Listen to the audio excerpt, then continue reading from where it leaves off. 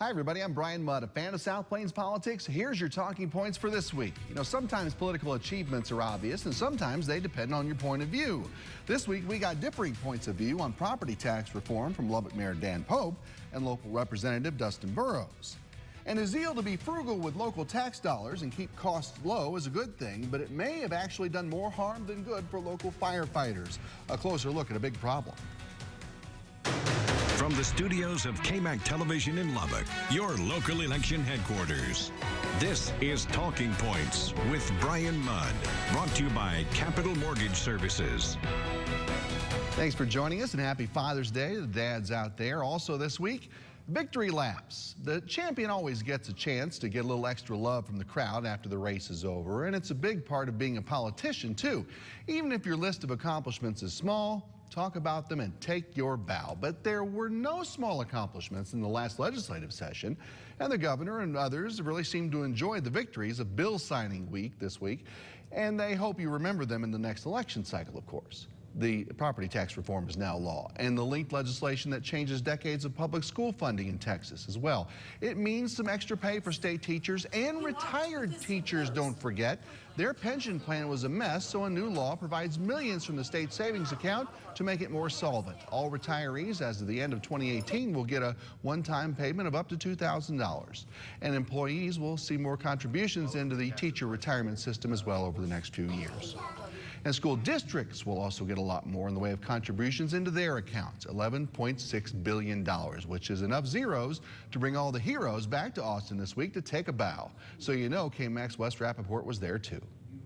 This is a monumental moment in public education history in the state of Texas. With this monumental moment, Texas leaders want the state to go from worst to first in the country in education. Make sure we're educating those kids at those high-need campuses, and the merit pay, incentive pay, the pre-K programs. I mean, it's so significant of a change in our education system in Texas. And, you know, really, I think what we've done is really going to lead the country. Now I've got to implement. Pflugerville ISD Superintendent Doug Killian says his district will get nearly $17 million more from the state for teachers and students. We're going to see it in staff salaries, teacher salaries. We're going to expand our pre-K programs. We're going to see increases in CTE funding, or career and technology education funding. Districts had to build their budgets based on what they thought the legislature would do. Now that they have more concrete information, they're cross-checking the numbers. And what does that mean this year, and what does it mean the next year? And then unpacking it becomes really, you know, the devil's in the details. State leaders are already looking ahead as they watch educators implement these changes. And I anticipate that what will start happening almost immediately is, once the euphoria of doing good passes, is looking at how we make sure this remains sustainable. There will be some great successes, some that didn't work out as we thought, and that's what all of us, from the community, the education community, to the legislature, will focus on next session. In Austin, Wes Rappaport, KMAC News. All right, Wes, thank you so much. Happy to be joined again by Friendship High School Superintendent Dr. Michelle McCord. It's good to see you. Good to see you as well. All right, so the politicians always take their victory laps and call school funding reform a big deal. What do you think about all this, watching this from afar? Is this really the positive for school districts in the way that they say?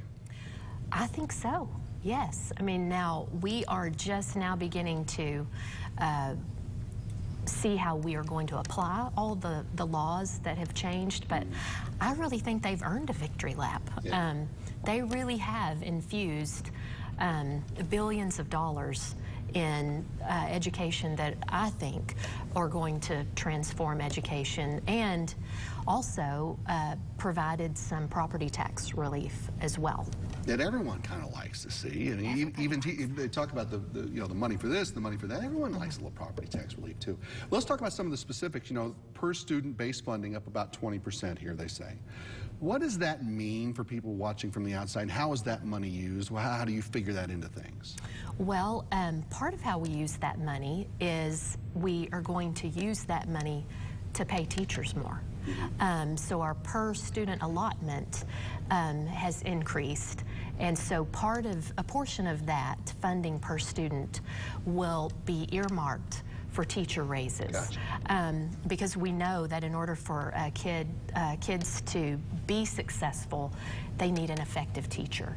The other things that we use those monies for is to provide resources for our students. And the other thing that the legislators did is they funded full-day pre-kindergarten for any low-income student that qualifies. And that is a game changer for not only students, but it's a huge, has a huge economic impact on the local districts here. I know Lubbock ISD, Friendship, and Lubbock Cooper, we have been offering full-day pre-K, but we haven't been being reimbursed for it. So it came at a cost, but we knew that the gains were worth it, and so we just ate some of the expense.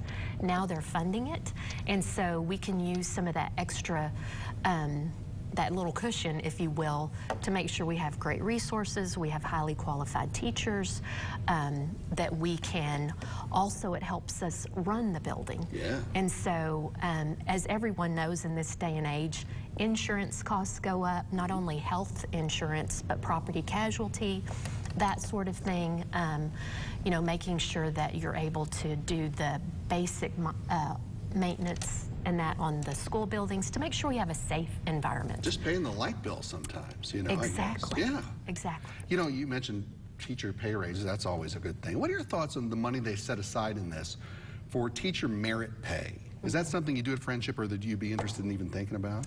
Well, I think for us, it's really too soon to tell. And so, you know, we have just, the laws were signed just recently.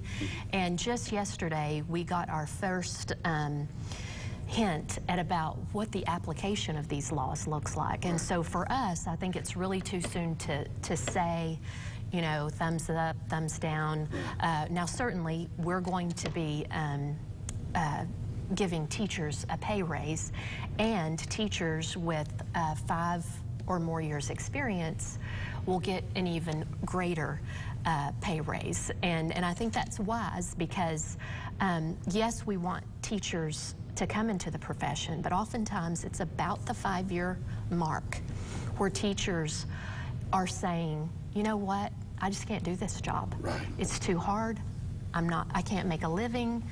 And so and by 5 years, they're really trained up and they are really at their maximum effectiveness at 5 years and beyond. And so we are going to differentiate pay for 5 years and beyond. But in terms of just tying it to an assessment of some sort, and if your kid scores such and such on an assessment, we have not really looked around that corner yet. Good. All right, you know, we mentioned the property tax portion. You know, schools are now going to be limited in the tax increases per year without triggering an election. But Friendship grows like crazy, just like everyone else around Yes, sir. here.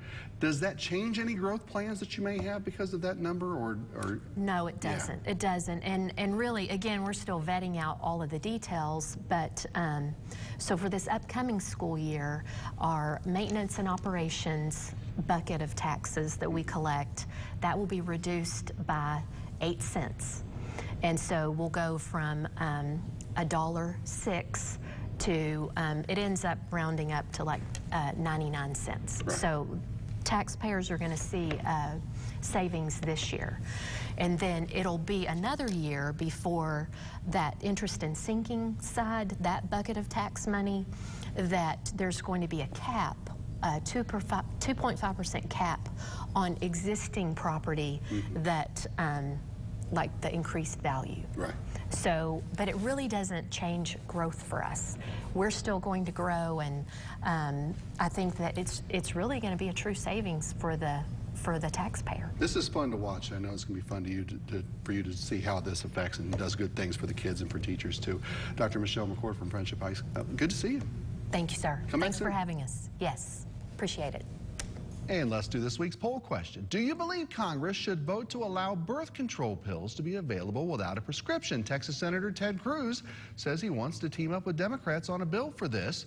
Talk to us on our KMAC News Facebook page and on everythinglubbock.com. Click on Talking Points. Give us your opinion. And straight ahead, the sold sign is up in front of Lubbock City Hall. We'll talk about the future tenants there. And the history-making few months in Austin wrapping up this week as the governor's been putting pen to paper on new laws. He'll talk about a couple of those that he thinks will be important to you.